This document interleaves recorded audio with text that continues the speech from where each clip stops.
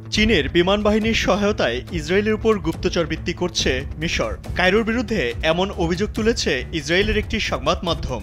Israeli সংবাদ মাধ্যম নাৎসিব.নেট দাবি করেছে, যৌথ প্রশিক্ষণ মহড়ার অংশ হিসেবে কায়রোয় অত্যাধুনিক চীনা বিমান আসার পর মিশর ইসরায়েলের বিভিন্ন সিস্টেমের উপর নজরদারি শুরু করেছে।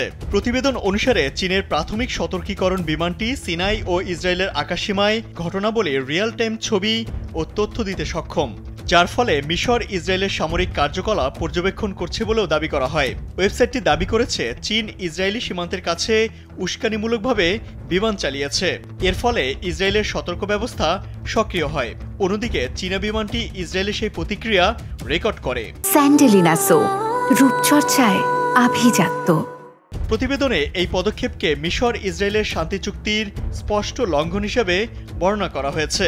চুক্তির গ্যারান্টার যুক্তরাষ্ট্রের নীরবতার প্রতি বিস্ময় প্রকাশ করা হয়েছে। প্রতিবেদনটি এমন এক সময় প্রকাশিত হলো যখন এই অঞ্চলে ক্রমবর্ধমান উত্তেজনার মধ্যে মিশর ও চীন যৌথ বিমান মহড়া চালাচ্ছে। যদিও এই অভিযোগের বিরুদ্ধে এখনও আনুষ্ঠানিক কূটনৈতিক প্রতিবাদ জানায়নি ইসরায়েল।